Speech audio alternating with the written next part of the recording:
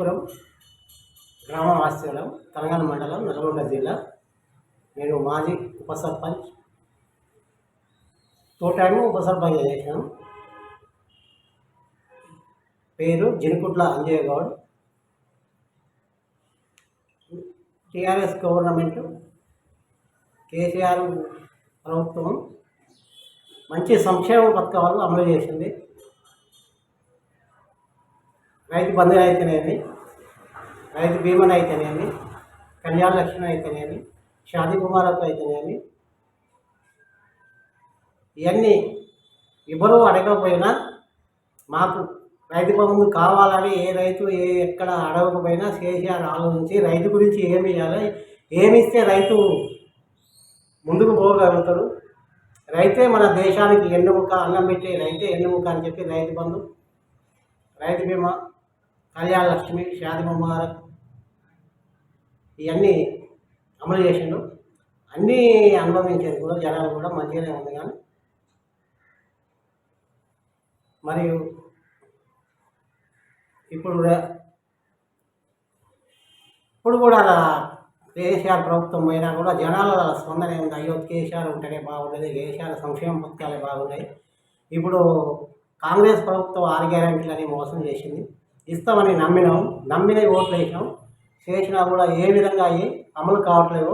ఒకే ఒకటి bus, free bus ఒకటి, మరియు ఏది ఉచిత సిలిండర్ ఒకటి, అవి కూడా పూర్తిగా అమలు కాలేదు.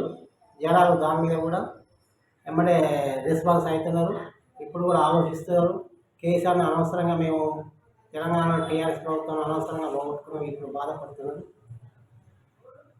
మళ్ళీ రాబోయే రోజుల కేసీఆరే కావాలి. నల్గొండ ప్రజల భూపాలరెడ్డి ఎమ్మెల్యే కావాలి. నల్గొండ డెవలప్ కూడా బాగా చేసింది. ఐటీ అప్ అయితేంది, రోడ్లు అయితేనే ఉంది, అన్నీ మంచి అభివృద్ధి చేసిండు. మళ్ళా మాకు భూపాలరెడ్డి ఎమ్మెల్యేగా చూడాలని చెప్పి తెలంగాణ నల్గొండ ప్రజలు, నేను కూడా నియోజకవర్గం ప్రజలు కోరుకుంటున్నాను. సార్, ఎమ్మెల్యే భూపాలరెడ్డి ఓడిపోవడానికి ప్రధాన కారణం సార్, ఎమ్మెల్యే గారు ఓడిపోవడానికి ప్రధాన కారణం ఏం లేదు సార్. నేను ఓడిపోవడానికి ప్రధాన కారణం ఏం లేదు. కాకపోతే కొన్ని చేసి ఏంటంటే దళిత బంధు మెయిన్. ఎందుకంటే మా అభిప్రాయం చెప్తున్నాం, దళిత బంధు చేయడం వల్ల ఇప్పుడు మామూలుగా దాదాపు 400 ఓట్లు దళితులు ఉన్నారు. 400 ఓట్లలో 4 ఇస్తే నలుగురు ఏం చేసి 4 ఓట్లు వేస్తున్నాం మీకు గవర్నమెంట్కి అని చెప్పి మిగతా వాళ్ళు మొత్తం కాంగ్రెస్ వాళ్ళు దాన్ని క్యాచ్ చేసుకొని దళిత మంది 4 ఇచ్చారు, 4 ఇచ్చారు క్యాచ్ చేసుకొని, కానీ ఓటు బ్యాంక్ మర్చిపోరు తప్ప భూపాలరెడ్డి ఓడిపోవడానికి కారణం ఇంకోటి లేదు.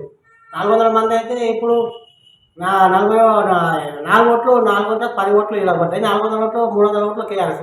అది కూడా అది కోమరెడ్డి వెంకరెడ్డి గారికి భారీ మేయట రావడం కూడా ఇది ఒక కారణం అని నేను భావిస్తున్నాను. దళిత బంధు ఒకటి, బీసీ బంధు, ఇండ్లు ఒకటే.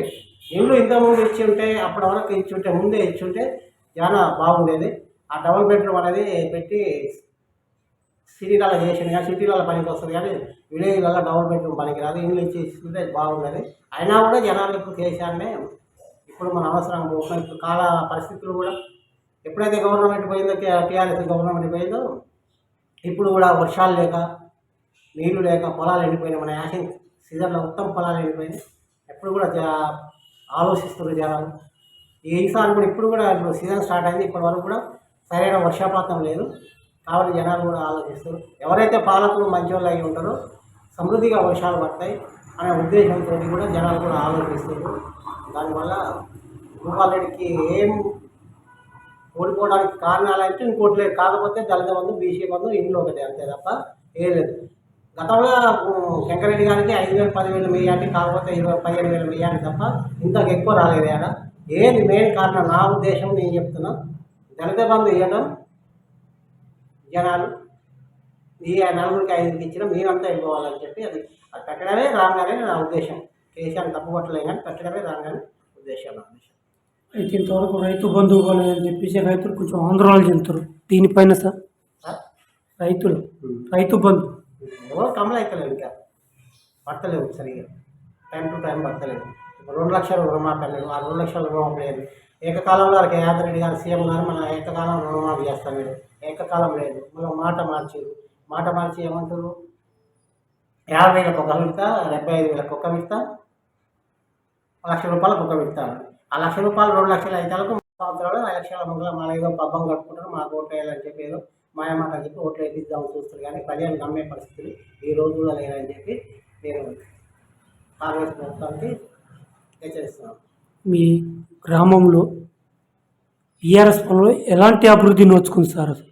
మా గ్రామంలో బీఆర్ఎస్ ప్రభుత్వం వచ్చినాక సీసీ రోడ్లు కానీ మరుగుదొడ్లు కానీ డంపింగ్ యార్డ్ కానీ ఈ పల్లె ప్రకృతి వనం కానీ అన్నీ ఇష్టం మంచిగా చేసినాం సీసీ రోడ్లు అయినా ప్రతి గల్లీకి సీసీ రోడ్లు వేసినాం ఇక ఎప్పుడు పోయి మీరు చూసుకున్నాం మా విలేజ్లో ధర్మేశ్వరం గ్రామంలో ప్రతి రోడ్డు సీసీ రోడ్డు ఆ రోజు గవర్నమెంట్ కాంగ్రెస్ ఎమ్మెల్యే ఉన్నప్పుడు 2-3 వేసారు మేము మొత్తం గల్లీ వేసి దాదాపు 2 కోట్ల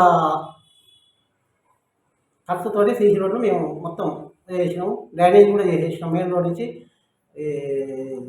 స్కూల్ ఉంది మా స్కూల్ కాడికి ఊళ్ళో దాకా మంచిగా డ్రైనేజ్ చేసినాం ఇప్పుడు నీళ్ళకి ఇబ్బంది లేదు డ్రైనేజ్ సమస్య లేదు మేము చేసిన మా గవర్నమెంట్ చేసినాం ఇప్పుడు చేయాలంటే వాళ్ళు దోలాడుకొని చేయాలి తప్ప వాళ్ళకి పనే లేదు ఇప్పుడు కాంగ్రెస్ ప్రభుత్వానికి పనే లేదు రేపు సర్పంచ్ అయినా చేసినా ఏం చేయాలి అని చెప్పి దోలాడుకొని చేయాలి గవర్నమెంట్ మేమే చేయాలి టీఆర్ఎస్ గవర్నమెంట్ ఉన్నప్పుడు టీఆర్ఎస్ సర్పంచ్ ఉన్నప్పుడు మొత్తం పని చేసాడు ఇప్పుడు వాళ్ళకి పనే లేదు ఏదో బిల్లు పెట్టుకోవాలి చేయాలి ఏదో ఒకటి పెట్టినామని చెప్పి మా దాన్ని మీద పెట్టుకొని చేయాలి తప్ప ఏముండదు అది నేను చేసిన పనులు చూపించుకొని చేయాలి తప్ప ఏం లేదు.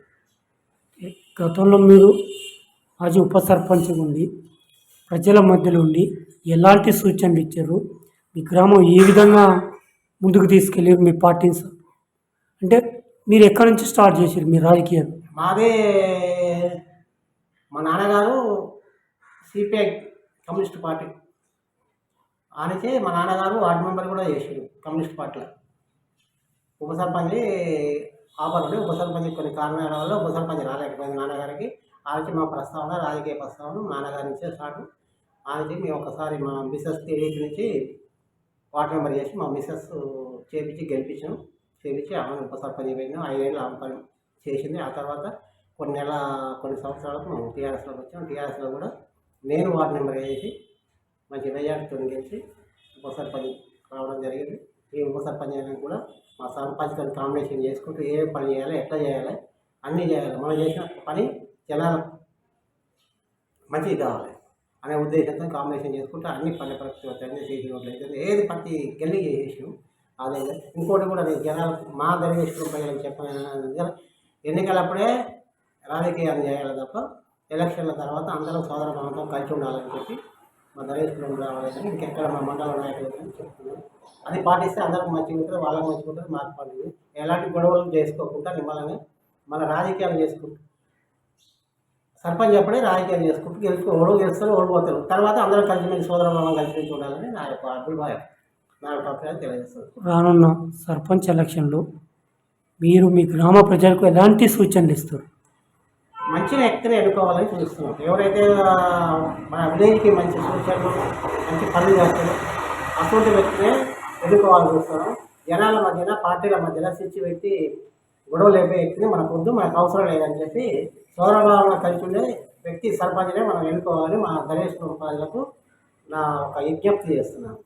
ఒకవేళ పార్టీ అధిష్టానం మీకు ఇస్తే మీరు సర్పంచ్గా చేస్తారా సార్?